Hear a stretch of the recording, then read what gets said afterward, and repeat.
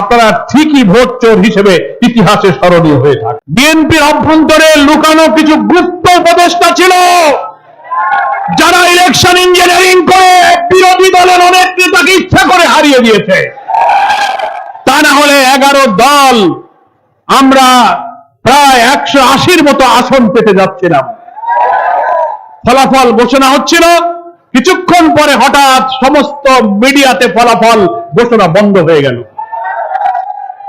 রহস্যজনকভাবে result manipulation করে আমাদেরকে অর্থাৎ বিরোধী দলে ঠেলে দেয়া হলো। সরকারের একজন উপদেষ্টা তো পরবর্তীকালে স্বীকারই করেছেন যে বিরোধী দলকে অর্থাৎ জামাত ইসলামীকে মিন করে উনি বলেছেন যে আমরা এই দলকে মেইন স্ট্রিমে আসতে দেয়নি, অর্থাৎ প্রধান সংখ্যাগরিষ্ঠ অর্জন করে সরকার গঠনের মতো মেজরিটি আমরাই পেতে দেয়নি। ওনার সাথে আরো অনেকে, আমরা মানে কি, আমরা মানে উনি ছাড়া আরো লোক ছিল, আস্তে আস্তে বেরিয়ে আসবে, আমাদের বলা লাগবে না।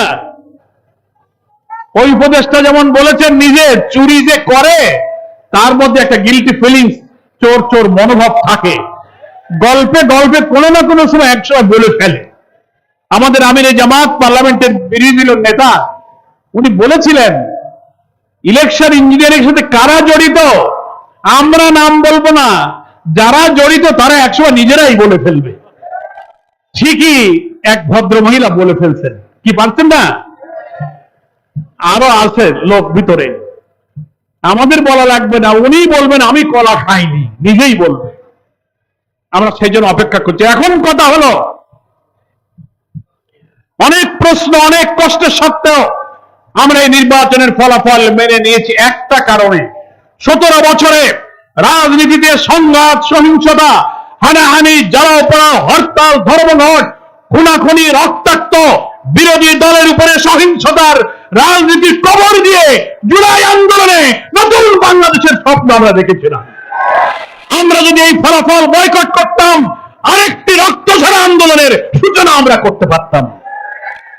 কিন্তু আমাদের নেতা, আজকের পার্লামেন্টের যিনি লিডার অব দি অপোজিশন, তিনি বলেছিলেন দেশের রাজনীতির স্থিতিশীলতার স্বার্থে মানুষের জীবনের শান্তি শৃঙ্খলা রক্ষার জন্য অনেক কষ্ট বুকে নিয়ে আমরা এই ফলাফলকে মেনে নিয়েছি।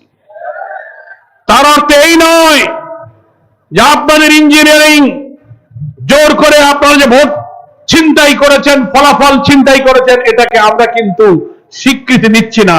আপনারা ঠিকই ভোট চোর হিসেবে ইতিহাসে স্মরণীয় হয়ে থাকবেন।